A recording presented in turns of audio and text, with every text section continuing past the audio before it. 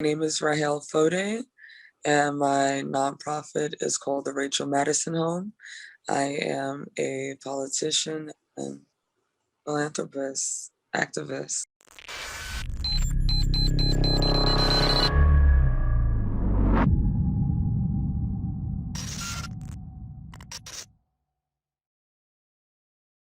Hey, it's Kellen, and today on Diversified Game, I have Rahaile Foday, who is a politician, you guys, in Liberia. She's running again as well.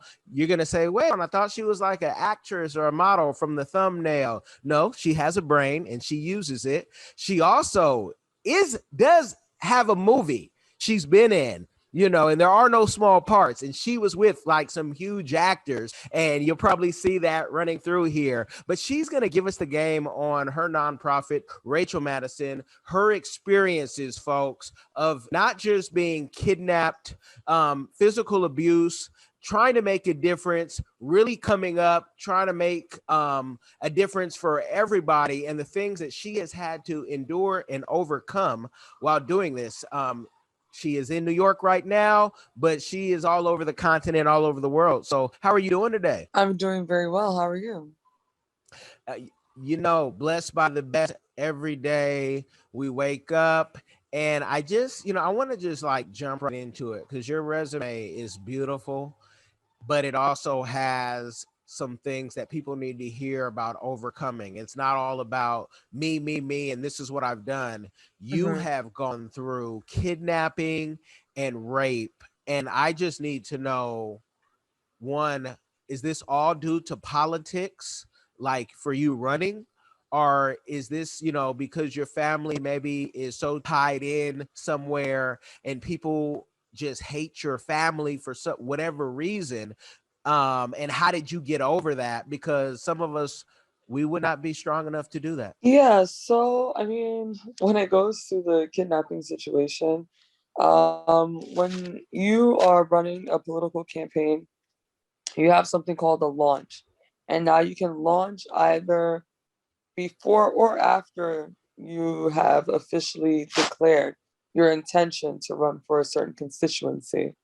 And for me, I had my launch after I had declared interest in representing a district, and it was like raining in the beginning of the day, and we just still made it happen. This is something that you can see on my Instagram page at President Foday.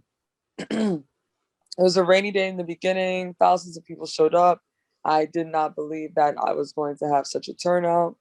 And we were at the climax of the launch, pretty much where you're supposed to give a speech and share your intentions for your district, as well as allow them to understand what it is that you want to do for the community and what your long term goals are. So, right before I was able to give my speech at the climax of the launch, that is when my driver and my security guard asked me to like pull aside, and I thought they were asking me this so I could, maybe think about something, because I mean, like, my speeches and things, they all pretty much come from the mind. I've never written or wrote a speech down. Everything just is pretty much freestyle. But still, due to the fact that it was launch day, I was giving it a benefit of the doubt that maybe they wanted to share something with me. And once they got me off of the stage, they put me in the car, and then we drove away from the launch site. And I'm like, where are we going? And I was sitting in the front seat, and pretty much I just did not feel comfortable. No one was speaking to me. And mind you, this is a driver I've had for a very long time, as well as my security guard. Now, my security guard initially, when you're running campaigns, when you're doing anything in politics, especially in Africa, it's always best to protect yourself, but in a very extreme way. So when I started this process, I decided to get my security guard from Ghana, which is a neighboring country, because if I were to bring my security from another country, they would have very slim to low chance in being compromised. Due to the fact that I'm the one that brought them there, they would pretty much have to rely and depend on me. Now, if they have already been there, someone can come to them and say, hey, we're trying to either kidnap, steal X, Y, and Z from this person. So I'll give you this. Now, you can't really do that. So initially, when I started this process, I had my security guard from Ghana.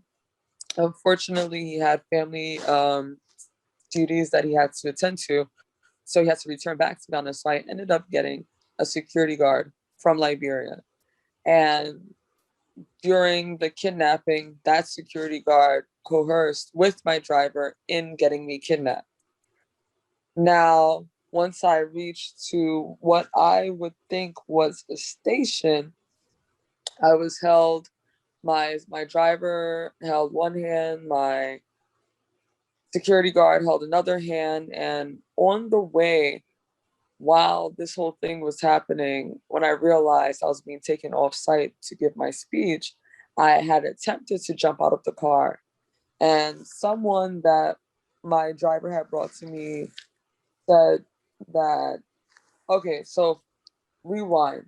Usually, when you're back home, whether you're doing politics or not, you have someone that's pretty much, with you, someone that either carries your bag, someone that is just like around you, like a companion sort of thing or a confidant sort of thing. And the person that my driver has shared to me, saying that this is someone that will be like a little son to you, will come with you. I believe he's probably like 20 something years old. Now he was sitting in the back seat. When I tried to jump out of the car, he grabbed my hands from behind. This is someone that I was supposed to look at as a little son. Mm-hmm. And once we got to wherever they carried me to, I had tried my best to fight my way out. It was a small place from what I can remember. I couldn't breathe. While they're beating me, I really thought that I was going to die. So I told them, I said, listen, like, I don't know if the plan or the intent is to kill me, but if you don't let me out of this room, I'm going to end up dying. I was already scared, that I can't breathe. There's a lot going on. So I'm like, what's going to happen here? And I literally got saved by a gentleman who is always drunk during our campaign trails. Now, what I didn't know, because I couldn't look in the back seat, aside from the person that was supposed to be like my son, now after this situation, I came to find out that he was sleeping in the back of the car. He got drunk at the launch and he went to the car to like rest. And he didn't wake up during the whole time we were driving to the station. So I guess he heard me screaming, and he was literally the one that pulled me out of there. And once I got to my friend's place, like I have a friend's place that, I usually go to after like campaign lunches, or I take people there for meetings or, just brainstorming. I always go to the same place. That's another thing, when it comes to doing politics, you have to learn how not to be profiled. You can't go to the same places over and over and over again. And I am not a creature of habit, but once I find a place that I like and I get comfortable, I tend to just go there. And there's not that many places where I felt like I could be comfortable, except for that one and a few others. So now that the whole situation had ended, I got feedback from one of my closest friends. He said, Rahaile, I don't know what they did to you where you were, but when you came here, he said, even me, you didn't want me to come around you. He said I was frantic, I was paranoid, and after some time, like I just ended up like just passing out, going to sleep on the floor. When I woke up, to get me out of that location, my friend and I were in the car, and my driver and my security guard, who initially kidnapped me, came to that place where I was. This is why I'm saying it's not good to go to the same places over and over again, because the people that are closest to you will end up finding you. And literally they came, they were hanging in my friend's car, and they said that they were there to protect me. And I'm like, protect me? You guys are the same people that pretty much just had me beaten and kidnapped. And they were on each side of the car. Like they were like, we can't let her go. We can't let her go. Ended up demanding food, demanding drinks, money, like just went off. So we had to call the national security to like block down the streets before they got off the car. Um, Honestly, I did not like think I was such a great candidate to the extent where someone would feel the need to kidnap me. Our former president was also a female. Once this situation happened to me, that's when I found out that while she was running her campaign, she had gotten raped, she had gotten kidnapped, and now she has a speech when she goes back to the military barracks, because as a president, you have certain places that you have to go and visit consistently. When she opens up her speech, she says, "Hello, I'm all of y'all wives." And when she says I'm all of your wives, she's pretty much stating or going back to the fact that everybody in the military barracks raped her. There was also another woman, T. Ture, while she was running for representative as well, she also got kidnapped. And she actually won the campaign. But of course, there is a lot of corruption inside our constitution, as well as when it comes to anything that has to do with politics. So even though she won, she had reported fraudulent activity, and then they ended up taking her out of her space. So then when I got kidnapped, I'm like, our former president got kidnapped, a former representative got kidnapped. I did not think I was that great of a threat for someone to kidnap me. I have to ask, so on this scenario of being kidnapped, were you also raped and beaten up? You said you were beaten up, but were you also raped like the? No, I was not raped. No. Okay. And I know because I have, friends and associates. I know Rhoda Your her family members are very political. Oh, and Rhoda, yes. Yes, and I have seen, she has sent what the cars, their family car looked like last time, their bulletproof car, and I said, what this is, for the rich history of Liberia. Yes. And you're telling me something I had never heard. I did not know that the female president. It's almost like a Madam, sick. Yeah. Yeah, it's like a sick indoctrination of we have to do this to you for you to get to a position. Is this something that during her reign that she cracked down on and was able to, bring some people to prison, or was it something kind of brushed under the rug? Definitely something that was brushed under the rug. Um, yeah, definitely something that's brushed under the rug.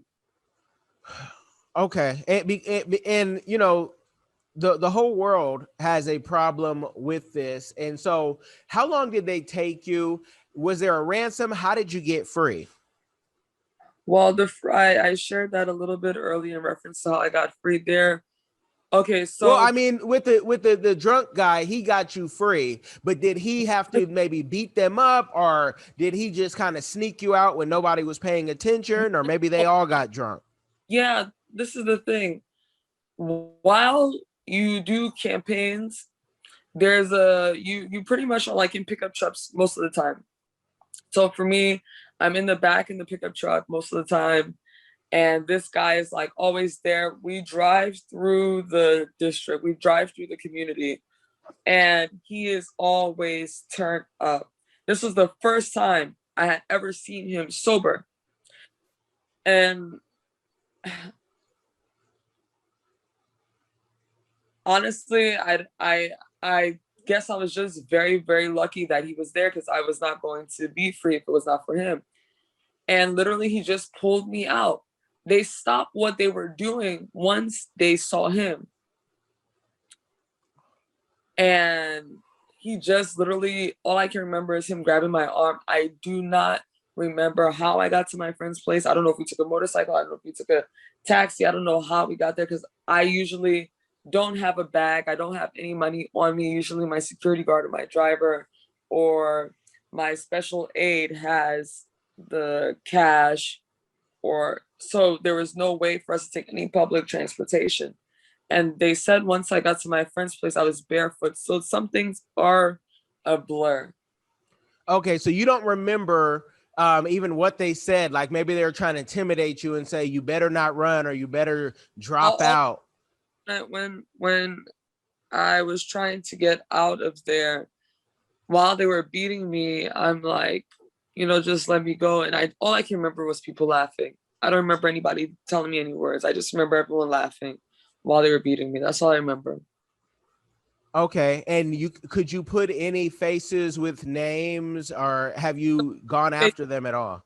The only two faces were my security guard and my driver that I know. Everyone else, I don't know them. I've Okay, never. were they able to be prosecuted? Now the story was shared. The crazy thing is my security guard, once my initial security guard went back to Ghana, I ended up getting a security guard from the national government. And yes, their names were out there, and my driver was as well. And after that, my driver pretty much came. It's just like, it's crazy. The story was shared maybe like a week after. No, it's disgusting.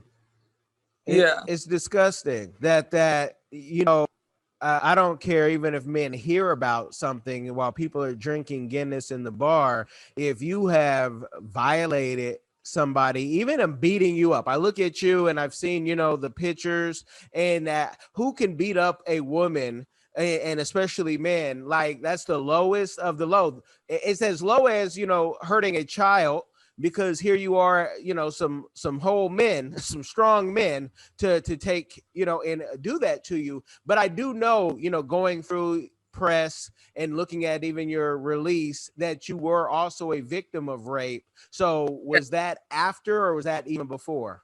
Well, I mean, the situation when it comes to rape, the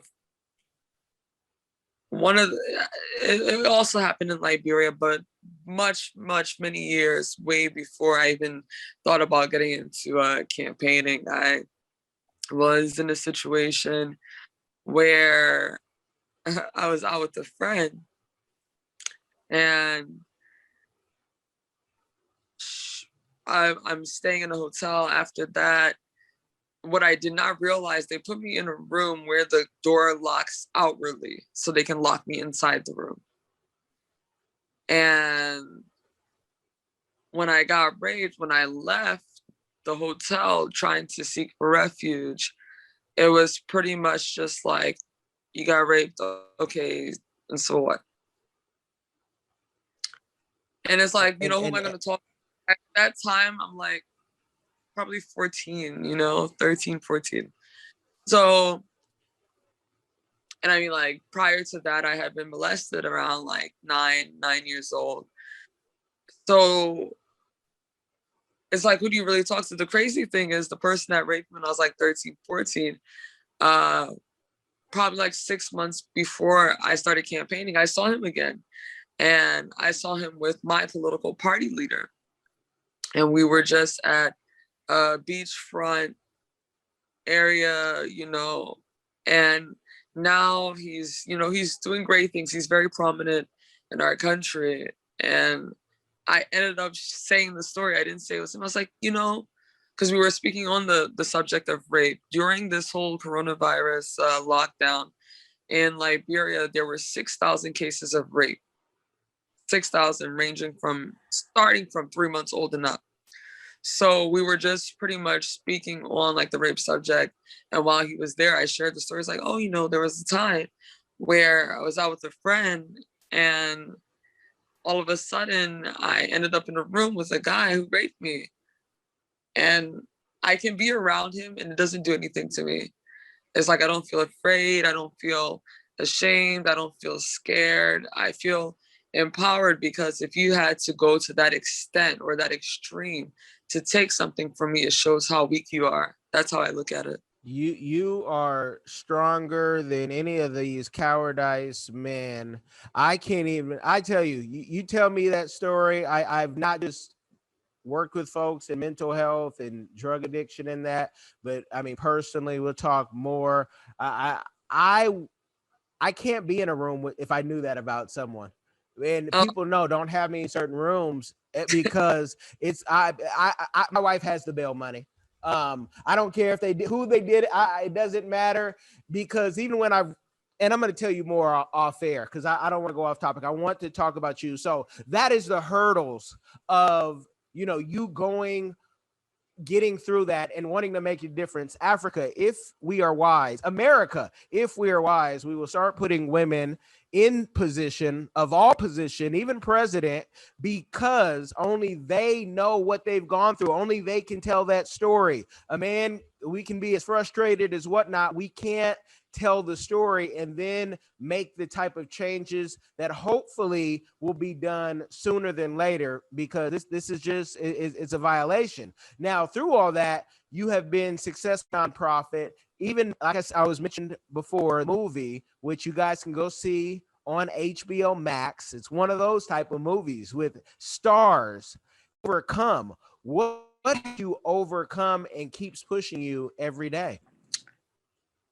What pushes me, I would say, are certain words and sayings that I've heard. I'm very, very particular with words. And, what do you do with words? You spell words. And when you use words, you cast spells on people. And that is what I go by. My grandmother told me some time ago, the rejected stone will be the cornerstone. And that's what pushes me every day. When I want to give up, I'm like, people have rejected me, people have, abused me, people have used me, but I will be the person, everyone, excuse me, I will be the person everyone has to lean on at one point. So I believe that God wouldn't give me too much more than I can bear. And I've been able to bear a lot, and I've been able to have the strength that I have. Yeah, so words push me. I cast spells on myself, to be able to manipulate my mind and manipulate and override any negative thoughts or any negativity coming from the outside world. And I push myself through my pain. I do not process pain. I just keep on going, keep on moving. I feel like if I were to take time to process it or download any negative experience to a certain extent, it would deter me and derail me. So I just choose not to process anything negative, and I just move forward. You have, go through that and that process, because it definitely can help. I want people to know this is not just a ambitious, pretty face who's gotten lucky. This is a woman who is educated. Delaware State, HBCU. My wife and I went to Grambling State. Is your family a rich, wealthy family that people might dislike, or maybe they love in Liberia? But talk about your family and how they are financially and their status in Liberia. Okay, so my mother is a diplomat. My grandfather ran the UNECA. UNECA is the United Nations Economics Affairs Commission. My grandfather has passed away. So in reference to status, and he was not a Liberian, he was from Sierra Leone. And he came to Liberia because there was a time where Liberia was pretty much like a small America. I could answer questions very short, but one thing that I've realized about being here in your space and on your show, you do like to educate people and, give awareness to what's going on in other parts of the world. So I'll give a little bit more detailed answer when I answer questions for the record. Um, Liberia was pretty much like a small America. We had every embassy in the world, such as America. And things only started to tear apart due to the war. Now, prior to that time, people would come from neighboring countries to go to school there because of the fact that they were running off of an American system.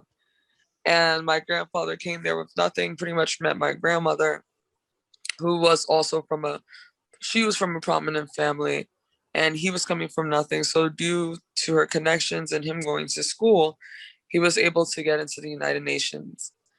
Initially, he was based in Addis Ababa before he got stationed in Italy. Now, my father's side, they're more now at this time more involved in things like entertainment. Some are NFL players, some are news anchors, comedians. My father's side is more of a creative side. My mother's side is more on the diplomatic side. Now, my kidnapping would not have anything to do with my family status in any way, which does happen when people are trying to get a ransom and things of that nature. But I do believe that when it comes to my kidnapping, it was merely because of the fact that I am, where I was at that time, a very strong candidate where I just was seen as a threat and they wanted to get rid of me. And if they couldn't get rid of me, then it would be a scare tactic for me to back down. Okay, and only imagine, when telling them this, they're furious because we have not just money, but when you have access to power, you want heads to roll. And if when you get into office, when you run for this or when you get into a position, there's some things that you think you can do with your education, with the things that you have seen, around the world to stop, the massive rapes that nothing's done, to stop even just, the system. We don't want Africa to be America, but there are systems that we can bring just to better, different countries in Africa. So what's some of, your top 2 or 3 that you would do, especially with the rape, because the rape has to stop, right? But the rape has to stop because that's just a human right. And you have nobody has a right to take something. There's enough women who are willing to give it, and they do that out of, their sickness, and I don't too. That's my opinion. You didn't say that as a political candidate. I said that, and I stand by that. But So, what Kellen, would you do? when I am empowered to start on the topic of rape and what I would do to fight against it, I mean, I'm an activist and advocate for freedom, for women's rights, for men's rights, and that's one thing I wanted to share light on. I believe a lot of people don't keep in consideration rape is not something that just happens to women or girls. It's also something that happens to boys, little boys, and men as well. And like you said, it is something that is a choice. It's not something that has to be or should be taken away from you. And we were speaking on um, different penalties and getting to the point where we're choosing one. I don't think that rapists should be killed because that was something that was considered, um, during this conversation of what should be the penalty for rapists. But I do believe jail is not going to be enough as well. Um, I'm definitely leaning more towards extreme programs, concentration camps for rapists to reform their minds. I feel like they too probably have either been raped, molested, or abused, which is why they think it's okay to do it to other people because it was done to them.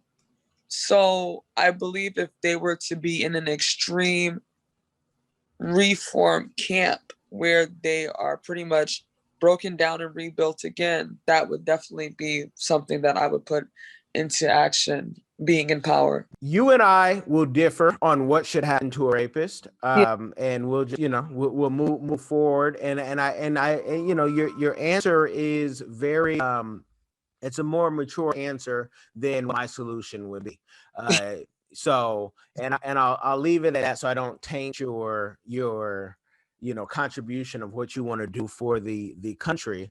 Now, We've talked a lot about how you've overcome. Let's talk about your community give back. Let's talk about your nonprofit, because I ask all my guests, what is their community give back that they're doing or that they want to do in the future? Okay, yeah. So my nonprofit is pretty much a safe haven for abused children and young adults due to the fact that I have had some unfortunate experiences while growing up, and I didn't have a place to go or a place to run to or find or feel as if we're to be a safe space. I want to be able to provide a safe space for others to be able to feel like they have somewhere to go in case they're being abused, raped, sexually, physically, mentally. They don't have to feel like they don't have somewhere else outside of home. And that's something that I would like to be spread across the world. I would push to have a safe haven in every state, every country. But at this time, a 501c3 is filed within the state of Pennsylvania. Okay, and talk about some of that work that you've been able to do, and even more importantly, how others can help you with that, because it's a lot bigger than money. But money is, even the scriptures talk about, you need money for everything. So how can people help you out with that? People can help me out by coming to the forefront, sharing their story.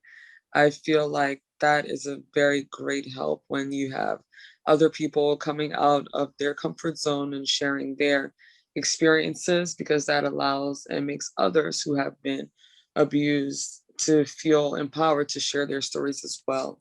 I feel like that is a very huge aspect due to the fact that the more people who have shared or will share their stories will draw light to showing how real and present this case still is, which will translate to people who are looking to help, whether it's financially or through whichever aid that they have possible, feel more giving, because they can see how many people are being affected if they truly want to make an impact in the world. Right now, I'm putting my board together, and one of the members who we are hoping to secure on my board said that he's looking to, I mean, he's a tech entrepreneur, and I mean, financially, he's pretty much made it. He has like 4 Lamborghinis, Rolls Royces, but now he's saying that he wants to do something that'll make him feel fulfilled in life. So there's a lot of people that have reached a certain monetary relief, I would say, and are looking to give back. But I mean, people that want to give back usually want to do big and great things. And the more numbers, the more stories, the greater the impact, the greater they would feel that they are making a change. So, yeah, more stories. That's how you can help me. Whoever is listening, if you have been through rape, molestation, abuse, come out, share your story. That'll be a great help to me, as well as the fact that anybody that is looking to donate financially to the organization, donate in a way of, I'll say, infrastructure. If you have buildings or property that you would like to give to be used as a safe house or a safe haven, that would be a great help as well. And of course, money goes a long way. And I also believe money is an illusion. It only has value once you place value on it. If you have any money that you would like to donate, we are accepting financial support. It's not only beneficial for you in the way that you would be giving back to a great cause, but I mean, it's also something that you can get away or get off or get back. I mean, when you give, you're going to get it back through your taxes, because this is something that once you give a certain amount to charity, it does have the ability to be written off from your taxes. So we're taking all help. We're taking all forms of support. And I'll tell you, folks, this is why you can write off things for charitable donations, because the more money you make, the more the government in America wants to take. And you think that they want to give all that money to the Vatican because they're holier than thou? No, they give this money because it circulates inside certain communities and things are built up. So before you go buy that $10,000, $50,000 watch, think about what she just said, because she knows someone who has all the money. If I point at my camera this way, you could see $1 million worth of cars, not in my garage, but you could see $1 million worth of cars. And I can tell you, it's just, these are just toys for certain people, but your life is nothing if you don't give back. So you have to do that. And you guys, we have heard a great story. It's been more on the comeback as somebody who is, trying to make a change that's bigger than them, that can cost them their life, the way you're doing it. And so I have to take it off air because, I'm a solution-based type of guy. Some of the things I'm going to say aren't going to be so PC. So I don't want to get your campaign and anybody run anything that they think that they could use against you for now or later. But I thank you for sharing your story. I think my last question will be, have you started writing the book? So then I know when we can talk about the movie. You see, this is the thing, like, my aunt is always like, Rahaile, you have to write a book, you have to write a book, you have to write a book. And I had like an unfortunate situation where my laptop had gotten stolen. I was like literally like probably on page 3 of writing the book. And I'm having this horrible experience with this iCloud situation and not being able to recover my documents that I've written, even though they said that they were safe. So I guess I'm just gonna have to start all over again. It's just another roadblock that we have to push by. But I can say maybe next week I can start writing again just for you. Yes. And if you have any trouble, it's like a trainer. I have a publishing house, Fomenki Publishing. It's my African publishing house.